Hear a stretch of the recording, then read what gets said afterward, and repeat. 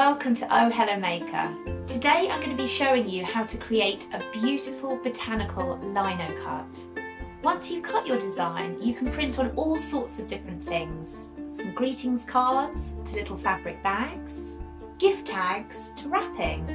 In this tutorial I'm going to be showing you how you can transform some plain napkins into some beautiful botanical napkins which you can use to adorn your table settings.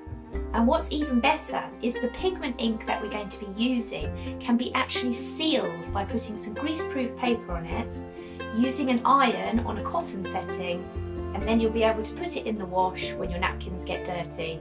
And one last thing before we get started, please be mindful of the tool. It is incredibly sharp. It comes with 5 blades, all of which are very sharp. So please do keep them out of the way of children, and also be careful for your hands as well. I have the wounds to prove it.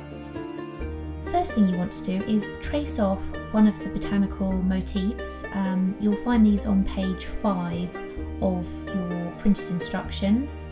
And once you've traced it, put the tracing paper right side down onto the lino and rub a coin on the back to transfer the pencil onto the lino. Get your cutting tool out of the box. Each blade will have a number embossed into it, and then carefully insert blade number 1 into the large hole. Make sure you hold the base of the blade and not the sharp end. Hold the lino down with your other hand, making sure it's not placed in the direction of your blade. You can then begin going around the edge of the leaf very slowly.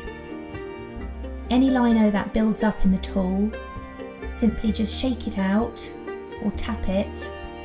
I actually cut myself from trying to remove some of the lino from the tool using my hand, and the blade went into my thumb, so please watch out.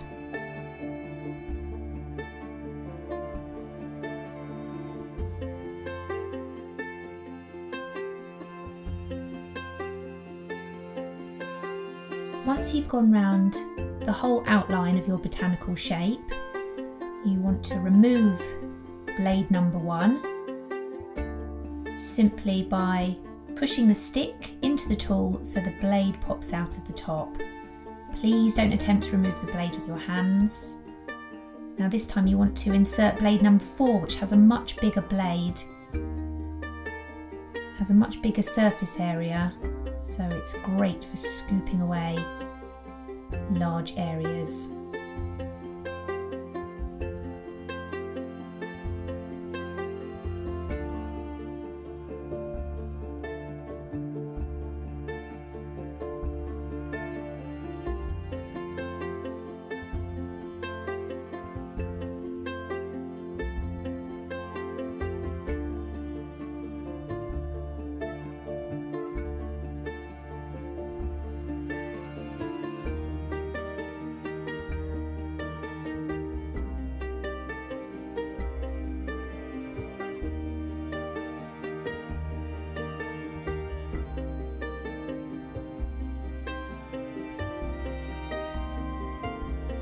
Then if you have got any other little areas still left to scoop out, which blade 4 is too big for, you can then go back and either put blade number 1, 2 or even 3, then remove any of those intricate areas that are left over. Brush away any of the spare bits of lino and then pick up your first green ink pad. Take the lid off and then press it down several times over your design to give really good coverage. You can then do a practice print on a piece of paper first. Press on the back of your lino quite firmly. You can use a rolling pin or a large book or something, just to make sure it's evenly pressed down.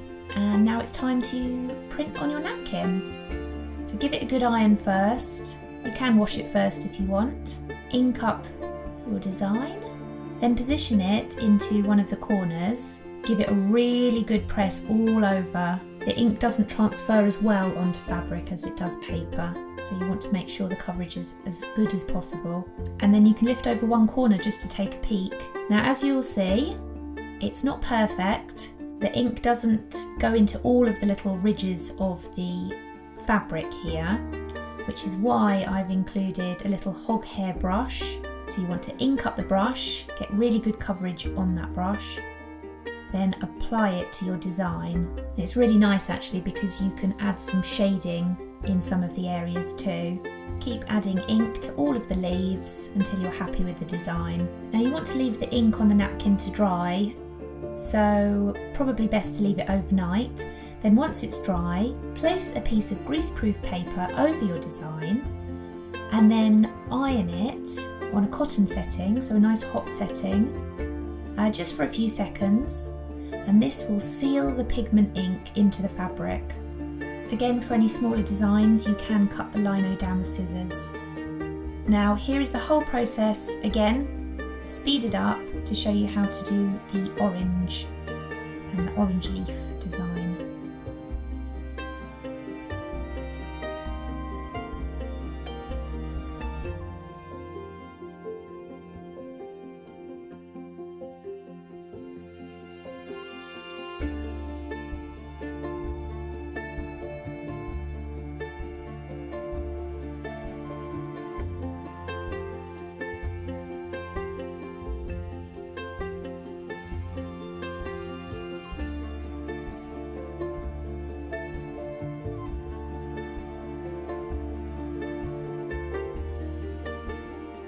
You can go back to using blade 1 and add some details to the leaf, for instance, by adding some veins.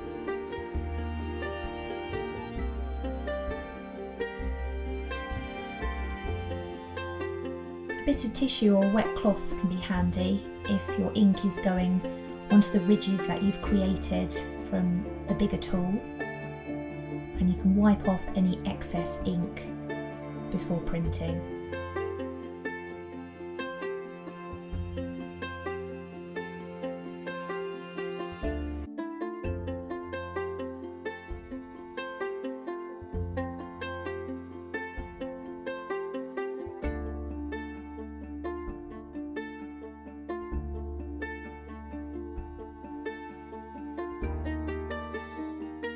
And there you go, it's as easy as that.